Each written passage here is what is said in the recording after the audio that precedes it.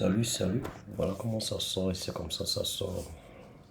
Vous voyez, ce monsieur, c'est vraiment un baoulé et il parle. Et il a quand même généralisé son problème sur l'opposition. Et il a un peu, je peux appeler saqué euh, chaque partie de l'opposition. Il a d'abord pris le PPACI, et ensuite le PDCI et un peu le FPI. Bon, les autres, il appelle prin. Ok, c'est ce qu'il a utilisé comme mot. Et je crois que le monsieur, c'est vrai, peut-être qu'il n'est pas au restaurant. Peut-être, je dis bien peut-être. Je dis bien peut-être. Mais je ne suis pas trop sûr. Tel qu'il parle, il protège et je peux dire qu'il est en train de valoriser ou bien même vanter le pouvoir qu'il a mieux agi. Parce que chez lui, je pense bien que euh, la dictature, pour lui, c'est la meilleure méthode de pouvoir gouverner, c'est la meilleure méthode de se maintenir au pouvoir. Et que la transition, pour lui, ça n'a pas lieu d'être tel qu'il parle. Donc, si on va voir, on va comprendre, on va chercher à, à comprendre tout ce qu'il est en train de dire jusqu'à à, à, comment je peux appeler ça, à la fin de son discours, c'est ce qu'on voit. Moi, je lui pose une question. C'est une question très simple. Et comme tu dis, tous ceux qui vont venir sur ton mur, tu vas leur répondre. Moi, je viens.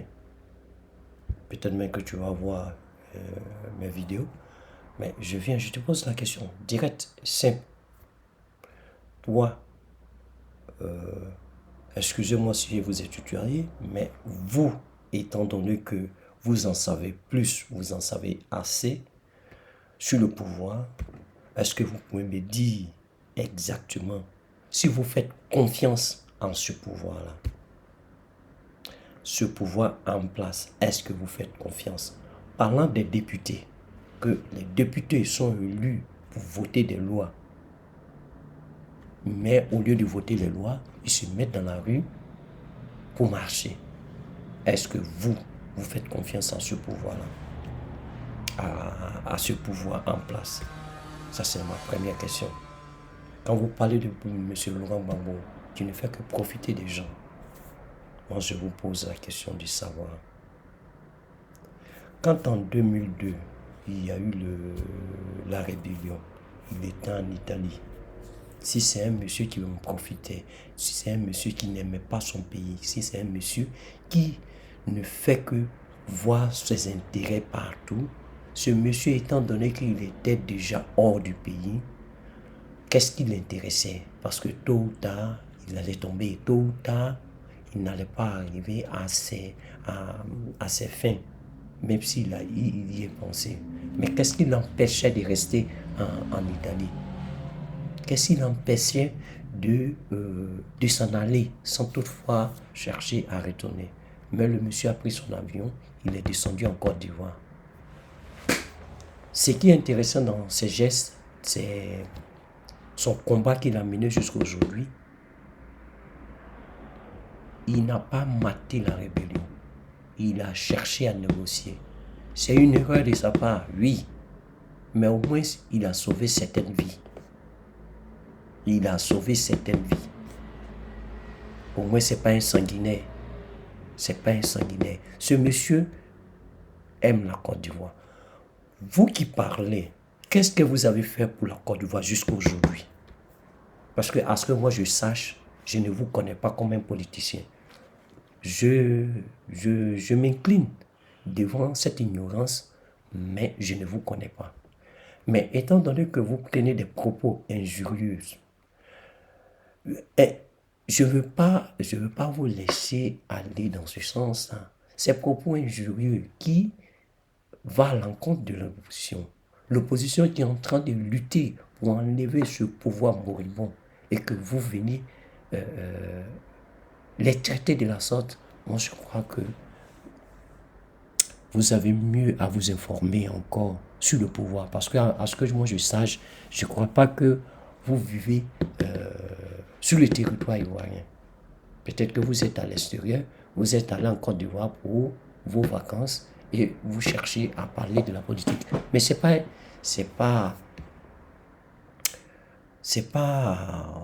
aussi intelligent que ça, hein. Moi, je crois que vous devez vous informer avant d'y rentrer dans la politique ivoirienne. C'est vrai, vous avez dit tant de choses. Il y a des vérités, mais il y a des contre-vérités que vous avez dit. Ce n'est pas juste. Surtout de traiter M. Laurent Gbagbo d'un homme qui ne sait pas faire la politique, un homme qui n'a rien fait. Et que quand vous dites, s'il savait gérer il savait gérer un pays, il n'allait pas, comment on appelle ça, laisser le FPI, il allait pouvoir se confronter à Afin Guessan. Tu es sûr que le problème avec M. Laurent Gbagbo, avec Afin Guessan,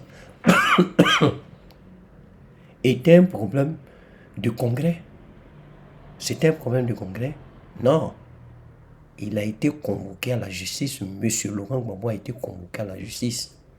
Ce n'était pas un problème de congrès. Non. Vous n'êtes pas informé. Informez-vous avant de venir parler. M. Laurent Gbagbo a refusé de se trimballer en justice. Pourquoi? Parce que cette justice est féodée au pouvoir. M. Afin Guessan travaille ensemble avec le pouvoir. On l'a vu ici, quand ils ont créé comment on appelle le mouvement, que M. Bédi a créé pour faire comment on appelle ça, la désobéissance civile. Informez-vous, informez-vous. Vous ne pouvez pas venir ici parler de n'importe quoi. Informez-vous. Quand vous dites le PDCI ne fait que prendre des étrangers quand ils sont dans les difficultés.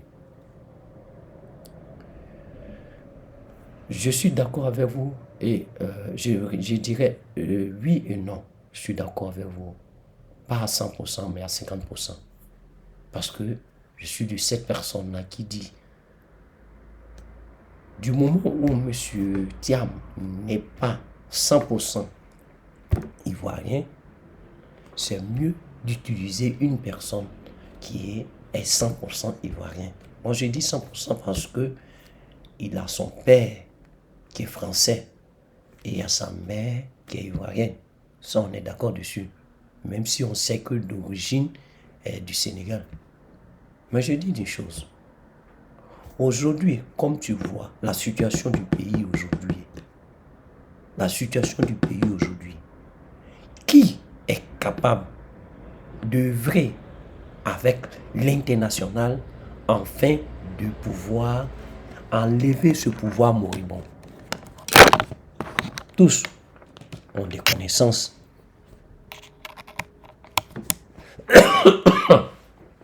Tous ont des connaissances. Mais des connaissances qui peuvent donner un coup de main afin de pouvoir se débarrasser de cette gangrène qui mine la Côte d'Ivoire. Je pense bien que M. Thiam fait partie de ces personnes-là. Donc, quelque part, il n'y a pas de problème pour nous. Pour nous, Ivoiriens, d'accepter en ce que ils mènent le combat avec nous. Oui, ils mènent le combat avec nous. Oui. On arrive à nos fins. Ivoirien sait qui veut mettre à la tête de la Côte d'Ivoire. Donc, vos discours que vous faites là, votre discours que vous avez fait jusqu'à aujourd'hui, je pense que c'est ce que je dis, il y a des vérités. Mais ces vérités-là ne sont pas prioritaires sur la situation politique d'aujourd'hui, sur la situation politique de la Côte d'Ivoire, sur la situation politique. Surtout en ces circonstances, ça n'a pas d'importance. Aujourd'hui où on est là, on ne peut pas accepter à ce que ce monsieur fasse un quatrième mandat. Quand toi tu parles, oui, vous voulez faire quoi? Sortez dans la rue pour faire tuer les enfants des autres. Mais qu'est-ce que tu crois? Tu veux t'asseoir là et attendre à ce que celui-là te marche dessus? Toi, dans ton village où tu es là, si quelqu'un vient et commence à détruire ton village, je pense bien que tu vas te révolter. Commence à te marcher dessus, tu vas te révolter. Donc, il ne faut pas venir nous emmerder avec de tels discours. Vous, quand vous parlez, pensez à demain, à tes enfants même. Parce que si on continue de laisser ce pouvoir-là en place, je crois que nos enfants, nos arrière-enfants vont subir. Quand tu te rends compte qu'à Djamé village, ils ont déblayé, je dis bien déblayé, ces espaces-là, ils ont vendu aux Libanais. Tu es d'accord avec ça? Tu acceptes ça? Tu vas pouvoir accepter? On va venir dans ton village, on va déblayer des villageois et on vend le terrain à des gens. Je ne sais pas si toi tu vas accepter ça. Quand on est intellectuel, comme tu le dis, il faut savoir jauger les choses. On dit, on parle. Il y a des circonstances qu'on ne peut pas se taire. On ne peut pas se mettre sur un côté. Mais il faut prendre le juste milieu pour pouvoir donner son point de vue. Ainsi, tu peux aider des gens. Ainsi, vous pouvez donner un coup de main à des personnes. Mais vous ne pouvez pas venir vous mettre là en train de parler d'un problème que vous ignorez les bases, vous ignorez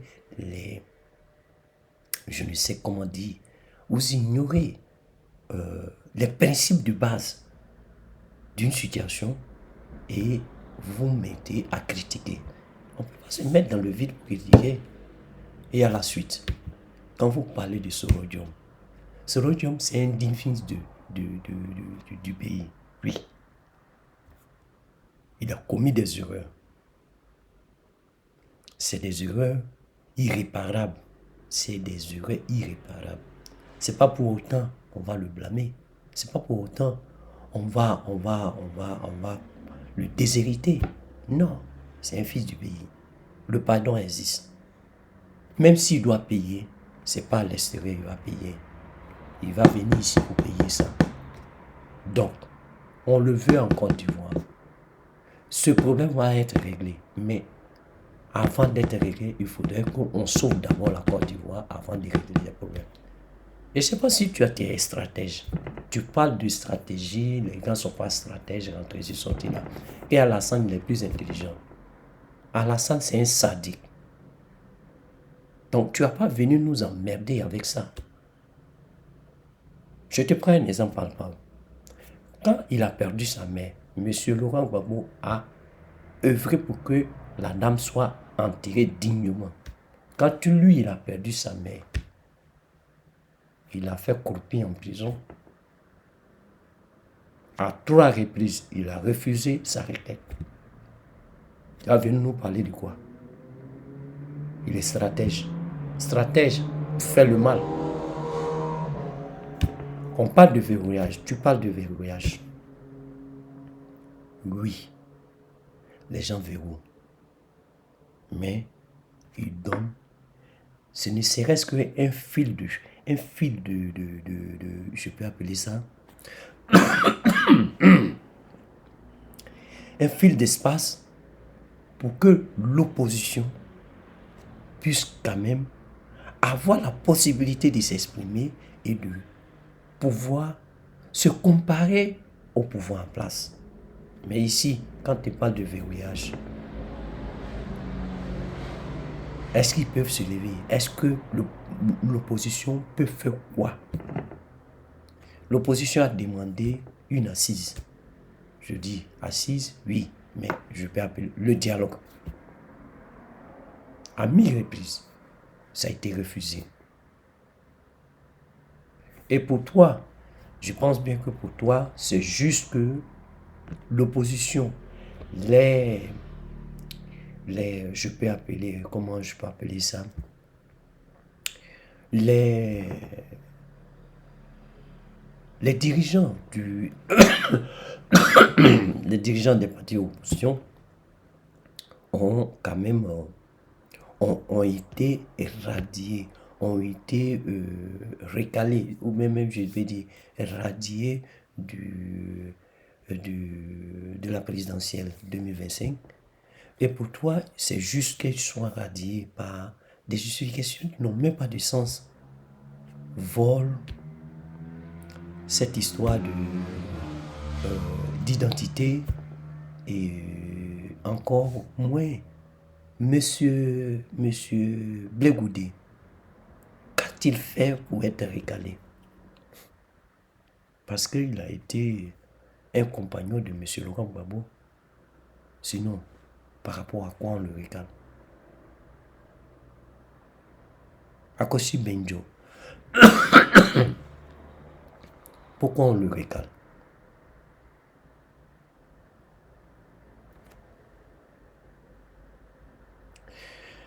J'ai assez parlé. Celui qui suit la vidéo, qui regarde jusqu'à la fin, j'ai beaucoup parlé. Mais quand tu vas regarder la vidéo, tu sauras pourquoi j'ai beaucoup parlé et tu vas donner ton opinion. Ce discours que ce monsieur a tenu mérite d'être répondu. On doit quand même répondre à tout ce qu'il a dit. Parce que, à voix de presse, c'est un monsieur qui ignore un peu les réalités du terrain. Ignore la réalité des Ivoiriens. Ignore la réalité des Ivoiriens. Si aujourd'hui le peuple dit on est fatigué, on n'en peut plus, il faut savoir que trop, c'est trop.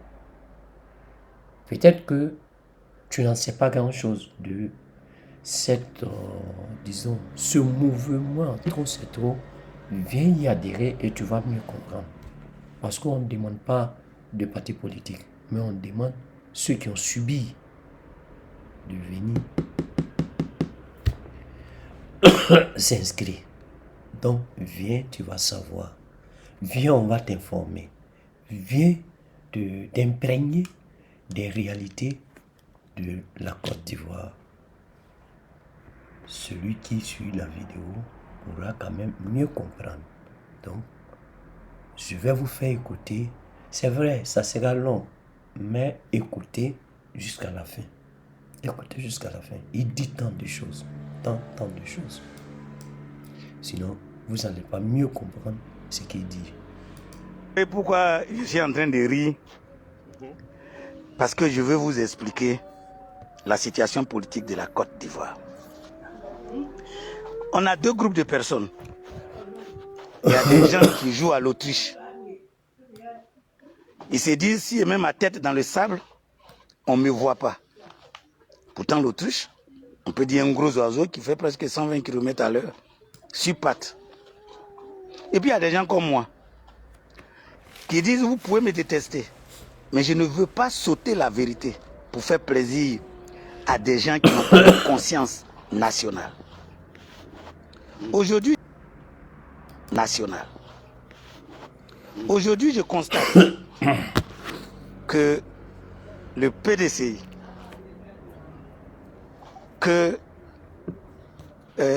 comment on appelle son parti là même, nouvelle génération de Sorokyo, je constate que Laurent Gbagbo vient s'affilier à eux dans une déclaration commune. Vous me faites pitié. Je vous jure que vous me faites pitié. Longuement pitié. Laurent Gbagbo est devenu celui il est devenu le faiseur de mal. Il va s'associer pour faire boycott actif. On est en 1995. Il va créer après le LMP. Mais Laurent Gbagbo déteste tellement le PDCI qu'il a créé le RDR pour avoir, comme lui-même le disait, un serpent à deux têtes pour combattre le PDCI. Aujourd'hui, Laurent Gbagbo vient s'allier avec le PDCI pour attaquer Ouattara. Ouattara que le PDCI a fait venir. Aujourd'hui, le même PDCI qui a fait venir Ouattara et qui est en train de détester Ouattara est en train de faire venir Thiam. Donc, si vous voulez que je parle comme vous, je vais vous expliquer. Donc, le PDCI, d'après lui, nous envoie un Burkinabé qu'il arrive à imposer, qu'il ne maîtrise plus. Ah, là, maintenant, il va chercher un Sénégalais. En réalité, depuis que Oufou est mort, le PDCI est le parti le plus lâche du monde. Parce que le PDCI est le seul parti qui démontre qu'il n'y a aucun Ivoirois intelligent pour diriger la Côte d'Ivoire. Chaque fois qu'ils sont en difficulté, ils vont chercher les étrangers. Pour eux, c'est des gens qui ont travaillé dans le commerce international, qui ont travaillé dans les institutions internationales. C'est tout leur raisonnement. Et il faut des gens comme des Brendoumi qui perdent toute conscience pour les soutenir.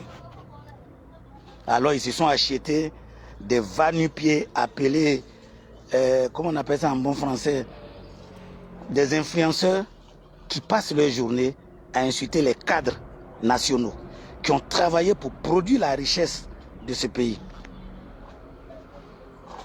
Est-ce que vous trouvez ça normal? Est-ce que vous trouvez ça normal? Vous pensez? Vous allez insulter quelqu'un pour la promenade politique que Gbagbo Laurent fait? En bon? Vous avez oublié le passé? Qui veut applaudir Soro Guillaume contre Ouattara? Qu'il me dise son nom. Ah, Soro Guillaume qui disait qu'il ne portait pas de boubou, c'est pour ça qu'il a fait une rébellion. Ah bon? Mais attendez, excusez-moi, au Golfe, il n'y avait pas que Ouattara. Il y avait Ouattara, il y avait le PDCI de Bédié, il y avait Soro Guillaume. Mais à quel moment vous vous désolidarisez de ce bilan pour vous prendre pour des individus sans faute? Vous pouvez me dire? Est-ce que vous pouvez me dire?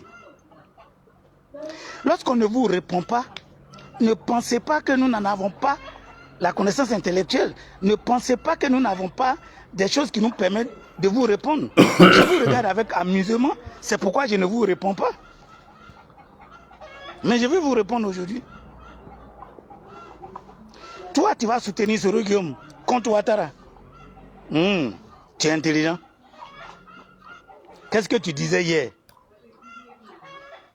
Qu'est-ce que tu disais hier? Ah bon?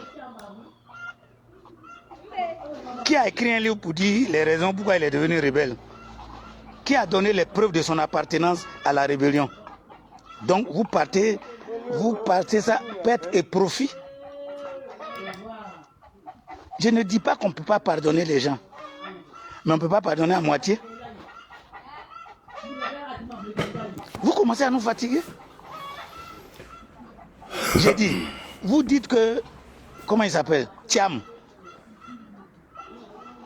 est né français. Moi, je connais des gens qui sont nés français. Le meilleur exemple, c'est le fils de Gbagbo. Bon, Michel Gbagbo est né français. Il est né ivoiriois. Est-ce qu'il s'est naturalisé? Donc, il n'a pas de problème. Il est même député à Yopougon, n'est-ce pas? Bon, posez la vraie question à ce Sénégalais-là, que vous appelez Thiam. Pourquoi il s'est naturalisé? Il est né en 1962. En 1987, il était déjà majeur. Est-ce qu'il n'avait pas 25 ans même? Et puis il va se naturaliser. Les preuves sont dans le journal officiel de la France. Pourquoi il se naturalise s'il est né français? Et vous pensez que nous, notre cerveau est retourné comme vous et qu'on doit accepter ça? De quel droit nous devons l'accepter? Mais vos injures, ça suffit. Bon, pourquoi pourquoi il va renoncer à son allégeance à la France? Si tant il est bien qu'il est né français, pourquoi il ne défend pas sa position de quelqu'un qui est né français et qui va faire allégeance? Vous avez misé sur quelqu'un qui n'a aucune compétence politique parce qu'il ne sait pas prévoir, il ne sait pas anticiper. Il s'est entouré des gens qui n'ont pas été capables de le conseiller. Où sont ces avocats maintenant? Vous pensez que quand on ne vous répond pas là, c'est parce que bon... Non, c'est parce qu'on est poli. Mais vous allez arrêter. Vous avez honte. En bon français, on dit toute honte au but. Vous avez honte. Gbagbo a honte. Il a porté Ouattara ici. Gbagbo nous a dit en 1995 qu'il n'ira pas aux élections. Parce que Ouattara ne va pas aux élections. Mais Ouattara est plus intelligent que lui. Ouattara l'a chicoté. Il veut vous trimballer dans une haine. Moi, j'ai dit je ne vais pas dans ça. Le PDCI a fait l'accord politique de Daoukro. Excusez-moi, moi je veux comprendre une chose. Il veut vous trimballer dans une haine. Il veut dire quoi par là? Moi, je tique un peu. Trimballer dans une haine, c'est-à-dire... Mais il ne faudrait pas être aussi... Il ne faut pas me faire dire des mots. Mais il faut comprendre que à l'heure où on parle de la situation sociopolitique, exige, je ne dis pas demande, mais exige que tous soyons unis pour défendre cette république-là. Nous devons nous associer pour défendre cette république-là. Ce pouvoir en place-là n'a pas le droit d'être. Donc, si je vous comprends dans votre discours de tout à l'heure, ce que vous venez de dire là, nous trimballer dans une haine, ça veut dire quelque part que nous, on doit laisser Ouattara continuer parce que il est en train de bien travailler. C'est ce que vous êtes en train de nous dire. C'est ce que vous êtes en train de nous dire. Donc, en conclusion, si je comprends bien, les institutions qui sont en place aujourd'hui sont fiables. C'est ce que tu avais dit. Parce que si vous dites, Monsieur Laurent Gbagbo veut nous trimballer dans une haine, ça veut dire que vous nous exhortez à ne pas suivre Monsieur Laurent Gbagbo, à ne pas nous manifester, à ne pas combattre ce pouvoir en place. Donc, en ne combattant pas le pouvoir en place, ça veut dire qu'on cautionne ce que le pouvoir fait. Ok, si on cautionne ce que le pouvoir fait, ça réduit, on conclut que les élections à venir sont fiables, les élections à venir sont crédibles, les élections à venir, toutes les institutions qui englobent, qui s'occupent de cette évolution ou bien même cette mise en place des élections, ces institutions-là sont fiables. Mais c'est ce que ça veut dire. Hein? Je ne sais pas si je me suis bien exprimé ou bien j'ai bien compris ce que vous avez dit. Mais je crois bien que je ne fais pas d'erreur sur ça. Parce que c'est ce que ça veut dire. Monsieur Laurent Gbagbo veut qu'on manifeste contre ce 4e mandat. On manifeste. Manifester, ça veut dire sortir dans la rue et dire non, on ne veut pas que ce pouvoir-là continue de nous piller, de nous mépriser, de nous tuer, je peux dire. Parce que dans sa gérance, il y a beaucoup qui ont eu AVC. Il y a beaucoup qui ont eu à se tirer une balle dans la tête. Il y a beaucoup qui se sont noyés. Même on peut dire se suicider par suicide. Écoutez, vous voulez quoi? Allons-y dans votre bêtise. Qui a obligé Bédié? Qui a purgé Bédié? Avec quel piment? Pour qu'il aille faire l'accord de Daoukro. Parce que voici un autre aussi qui est incapable de lutter et qui donc veut profiter de Ouattara. Après, Ouattara n'a qu'à lui faire la passe. Mais si Ouattara a compris que lui-même peut marquer le but, il a marqué. Votre acharnement sur les autres là, ça vient d'où? Quand on veut débattre, débattons des thèmes politiques. Débattons sérieusement. Arrêtez d'insulter les autres. Si je ne vous réponds pas depuis, ce n'est pas que vous êtes fort. Ce n'est pas non plus que je suis faible. Mais j'aime interagir avec vous. Vous comprenez? Mais comment Ouattara peut arriver en Côte d'Ivoire? Le PDCI s'allie à lui. Le FPI s'allie à lui. Tous les autres partis politiques se sont alliés à lui. Ils vous ont expliqué pourquoi ils se sont alliés à lui? Répondez à ma question. Est-ce qu'ils vous ont expliqué pourquoi ils se sont alliés à lui? Quand ils ont décidé de rompre.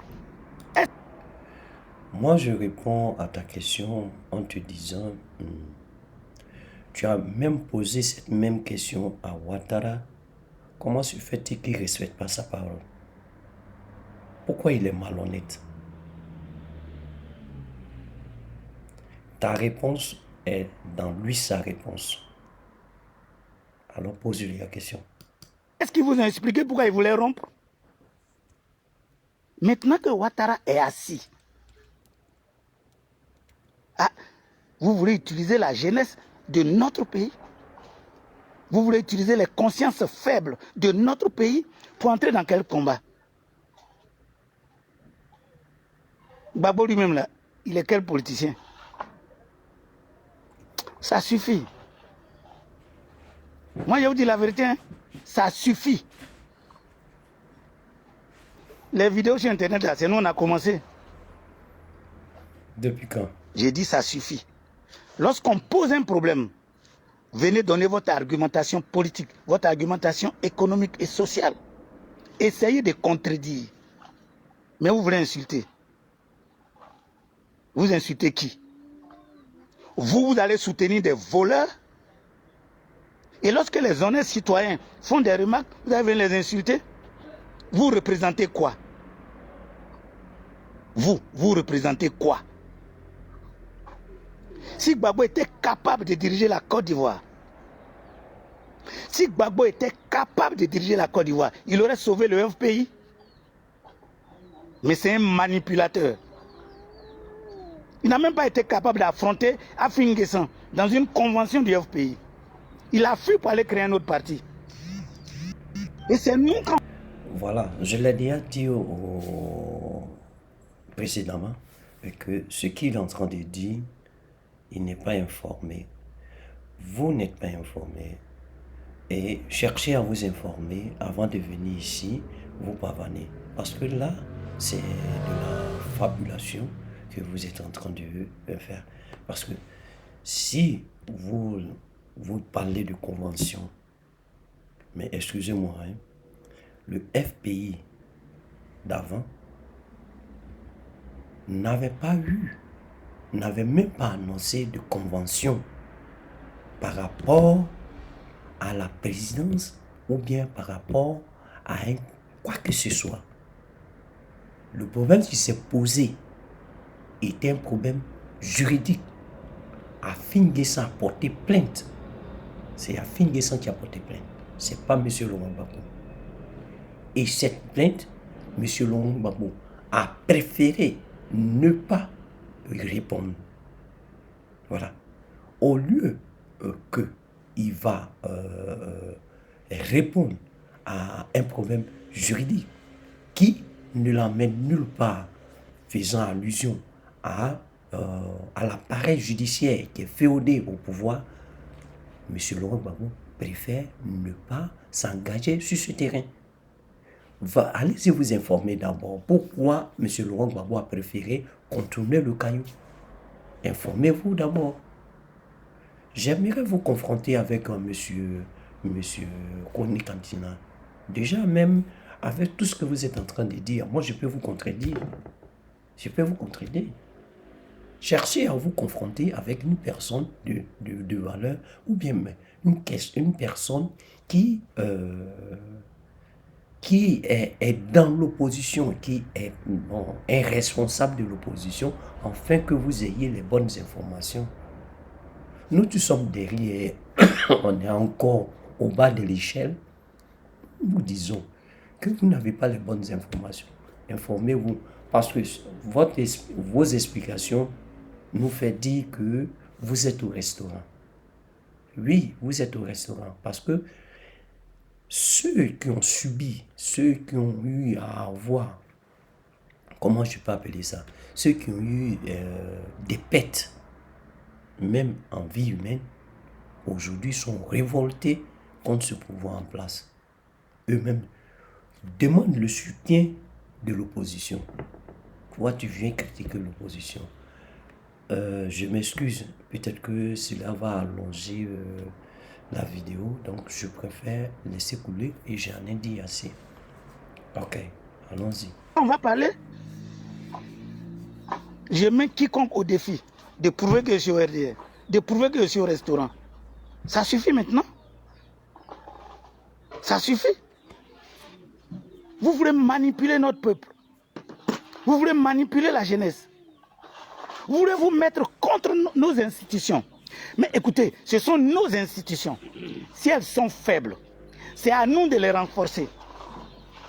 Mais vous n'êtes pas malade de comprendre que des députés qui sont censés faire la loi refusent de faire la loi au Parlement. Ils viennent marcher dans la rue. Ça ne vous choque pas? Je vous repose la question doucement. En Côte d'Ivoire, dans la Constitution, le président de la République a prérogative de proposer des lois. Mais ce sont les députés qui ont aussi prérogative de proposer des lois. Et oui, quand tu parles de députés qui ont la prérogative de proposer des lois, c'est ce que je dis là. À l'Assemblée nationale, qui est majoritaire, quand on propose des lois, est-ce que ces lois-là passent? Est-ce que les gars amendent la loi? Est-ce qu'on arrive à pouvoir avoir gain de cause quand on propose des lois? Le RDR est majoritaire. Quand les lois ne l'arrangent pas, le RDR dit non. Et toi, tu es sûr que ces députés-là vont toujours proposer des lois, on va leur dire non et ils vont continuer dans ça. Tu sais que dans la Constitution, les marches, les manifestations sont autorisées. Et c'est même dans la Constitution. C'est un instrument de combat. Donc, il ne faut pas venir nous emmerder ici. La loi ne convient pas aux députés. Mais ils sont entre eux là-bas. Pourquoi ils ne proposent pas de nouvelles lois? Et puis de façon hypocrite, inintelligente et malhonnête, ils viennent marcher dans la rue.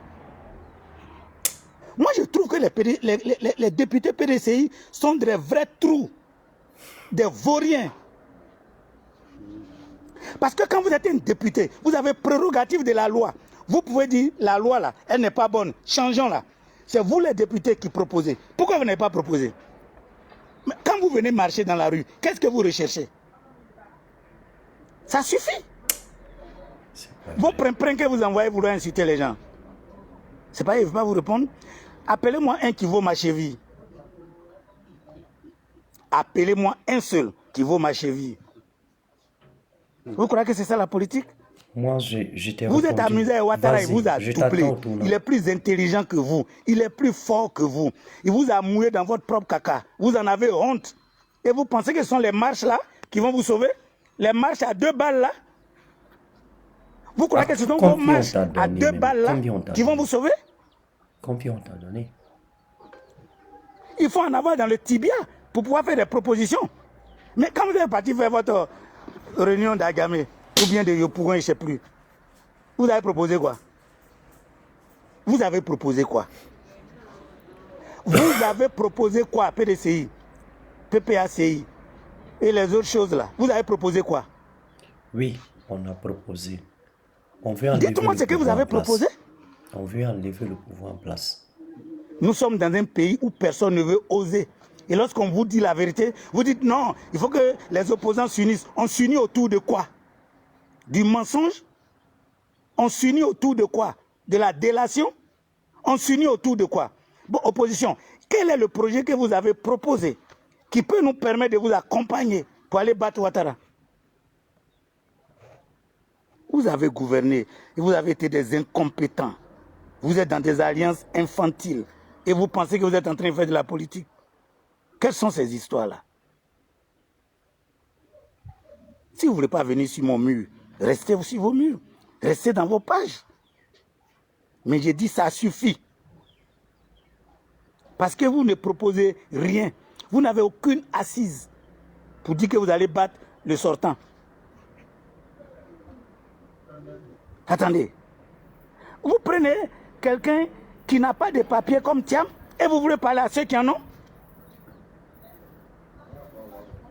Mais moi aussi j'ai fait la prison. Mais je suis sorti. Parce que mon avocat, Maître Yao Michel, lui c'est pas un fanfaron. Hein? Maître Kofi Jonas sont mes deux avocats. Ils ont pris nos propres lois. Ils m'ont défendu. Toutes les accusations sont tombées les unes après les autres. Et je suis sorti de prison. Mes droits civiques, mes droits politiques ont été conservés. Est-ce que vous comprenez?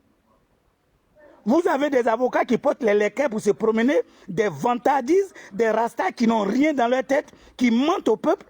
Quand la loi tombe sur vous, vous voulez vous plaindre à qui?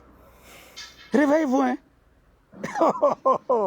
Hey, réveillez-vous. Réveillez-vous.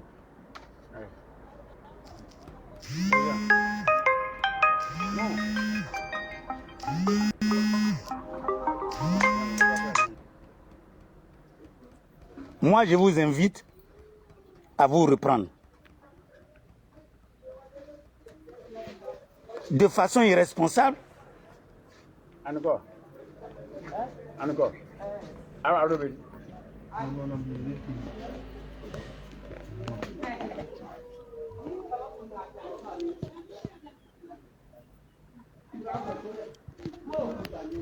De façon irresponsable. Moi, on dirait que la connexion, voilà. Moi, je suis quelqu'un qui ose. Ce que je ressens, j'ai dit. Et quand je le dis, j'argumente. Nous tous qui avons créé les partis politiques, il y a un élément fondamental sur lequel nous avons créé les partis politiques. Et vous voyez, ça fait partie des documents à déposer au ministère de l'Intérieur. Ça dit pourquoi on veut faire de la politique. C'est pourquoi les alliances là m'amusent. Toutes les alliances dans le monde m'amusent. Parce que chacun explique qu'est-ce qui ne va pas dans le pays. Et pourquoi il a créé son parti politique. La Côte d'Ivoire lit ça d'abord, avant de vous donner l'autorisation d'exercer en tant que parti politique. Qui est juste une association qui ne vous donne aucun privilège particulier. Mais vous demeurez dans la manipulation. Et après, la dernière fois quand Gbagbo a fait que les jeunes gens sont morts, c'est quoi il a créé? Monument aux morts là, ou quelque chose comme ça, monument aux martyrs, des bouts de fer troués. C'est ça la récompense qu'il a donnée aux jeunes. Après, il a donné tout l'argent à la galaxie patriotique pour s'enrichir. C'est ça? C'est ça? Ouais. Non, la Côte d'Ivoire que vous faites abattre là, c'est pas pour nous ramener dans la poussière là, bon sang. Alors je vous dis que ça suffit. L'opposition n'a aucun plan. L'opposition, ce que vous appelez l'opposition, ils ne savent rien faire. Mais avant de terminer, je vais vous dire une chose. On ne crée pas un parti politique pour devenir opposant. On crée un parti politique pour défendre ses idéaux. La loi ne nous permet pas de créer un parti politique qu'on appelle parti politique d'opposition. La Côte d'Ivoire vaut mieux que ça. La Côte d'Ivoire là vaut mieux que ça. Donc aujourd'hui là, Soro Guillaume va se lever oubliant tout le tort qu'il a fait à la Côte d'Ivoire. Il va s'unir à Gbagbo, qui a été incapable de protéger ce pays. Il va s'unir à Thiam, qui ne sait même pas ce qu'il veut faire. Parce que tantôt, il est naturalisé, tantôt, il y a une naturalisation excès avec des avocats à 2 balles. Vous voulez élargir, vous voulez que j'élargisse la liste? Et vous voulez venir perturber la Côte d'Ivoire avec ça? La commission électorale indépendante, qui l'a créée? C'est pas Gbagbo? Bon, je vais finir là. Votre Gbagbo là, s'il était un individu capable, je répète, s'il était un individu capable, au moment où il a été président, alors qu'on dit c'est lui qui est le père de la démocratie, il aurait verrouillé des lois, il aurait verrouillé des principes pour protéger la Constitution, pour protéger la République de Côte d'Ivoire. Est-ce qu'il a fait? C'est pourquoi je me suis senti humilié quand Afin Guessan s'est arrêté la dernière fois pour dire Ouattara a tout verrouillé. Ouattara a verrouillé tout. Mais attendez, excusez-moi. Je ne suis pas le premier fan de Ouattara. Mais si j'écoute Afin Guessan, je peux applaudir Ouattara. Il dit Ouattara a tout verrouillé. Il dit il a verrouillé l'armée. C'est ça un président? Ah, vous voyez Poutine à côté là? Est-ce que vous voyez ce qui se passe en Iran? Ce sont les présidents qui verrouillent. Ils préparent militairement leur nation. Vous croyez que c'est danser un peu partout là? Vous n'avez rien compris. Hein? Dommage pour vous, je ne suis pas un soutien de Ouattara. Si je l'avais été, vous allez prendre dans vos culottes. Je m'arrête là. Envoyez vos petits primpins là, sur mon mur encore pour m'insulter. Toi, tu parles que tu n'es pas un gars de Ouattara. Bon, appelons ça comme ça. Mais ce que tu fais, comment on appelle ça? Tu n'es pas. Pourquoi nous, Ivoiriens, on est si naïfs quand on voit l'argent? Parce que ce monsieur, s'il n'a pas été acheté, il ne peut pas venir s'arrêter là pour parler de l'opposition et critiquer vivement l'opposition de cette manière-là. Qu'est-ce qu'il a dit de mauvais sur Ouattara? Tout ce que Ouattara fait, pour lui, c'est bon.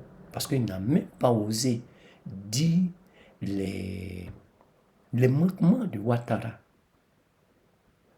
Et il a osé dire, du moment où certaines personnes ont eu à fonder, pas fonder, mais à créer un fonds commun avec Ouattara, en fait, c'est ces derniers-là qui ont fauté. Ça, je te donne 50% de vérité, 50% de véracité de ce que tu as dit. En fait, moi je dirais du fait que du moment où M. Laurent Gbagbo a eu à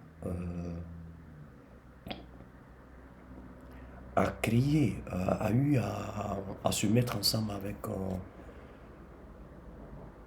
le RDR et à la suite, ça s'est mal tourné, je pense bien que tout un chacun, tout Ivoirien devrait prendre conscience que ce parti-là n'est pas un parti avec qui on peut faire alliance. Voilà pourquoi je vous donne raison. À moitié, je dis bien moitié. Mais, vous savez, c'est ça la politique. Par moment, on essaie de pouvoir créer des alliances. Mais vu que les idéologies ne vont pas ensemble, on ne peut pas aller fusionner avec un parti où on n'a pas les mêmes idéologies. C'est pourquoi je vous donne raison sur ce côté-là. Mais en toute sincérité, il y a certaines choses que vous avez dit qui n'ont vraiment pas le sens d'être pas l'essence d'elle. Je vous dis quelque chose. Tel que vous aimez dire la vérité, tel que vous aimez dire les choses crues, disons, les vérités crues, moi je pense qu'il y a des gens aussi qui sont là pour accepter et pour vous répondre aussi. Parce que moi je crois que ce que vous avez dit, tout votre discours pendant 20 minutes que vous avez eu à donner ici, je ne crois pas que vous avez vraiment compris la situation sociopolitique de la Côte d'Ivoire. Moi, je préfère mieux que vous recyclez sur cette situation-là avant de venir ici nous parler de quoi que ce soit. Donc, à bon entendeur, monsieur, la prochaine fois, mettez votre nom. Moi, je m'appelle Ricky. Donc, à la prochaine fois, mettez votre nom. Je dis bien, je suis ignorant de votre personnalité. Je suis très ignorant de votre personnalité. Je vais dire par là, je ne vous connais pas sur le plan politique. Ça, c'est mon ignorance. Et j'aimerais vous connaître mieux pour savoir qui vous êtes. Si j'avais votre nom, j'allais chercher à vous connaître en m'informant sur les réseaux sociaux ou même dans les livres, ainsi de suite. Mais je ne vous connais pas. Ceci étant, j'aimerais dire que vous n'êtes pas à la hauteur d'un débat politique. Parce que ça se voit là que vous êtes partie prenante. Alors, quand on veut débattre, tel que vous vous positionnez, tel que vous parlez, je ne dis pas parler, votre manière de faire, vous essayez de faire croire que vous êtes neutre, mais vous ne faites que dire la vérité. En tant que ce n'est pas une vérité que vous êtes en train de dire, vous êtes en train d'encenser le pouvoir en place. Donc, c'est mieux de ne pas venir ici dire ça parce que vous énervez le peuple. Vous énervez le peuple. Moi, je vous dis ça parce que vous ne pouvez pas venir encenser un pouvoir moribond, un dictateur comme ça ici. Non, ça ne se fait pas. Vous allez voir comment on va vous répondre. Attendez. Nous, on s'en va. Comme je l'ai dit, si tu m'as compris, vas-y. Ciao.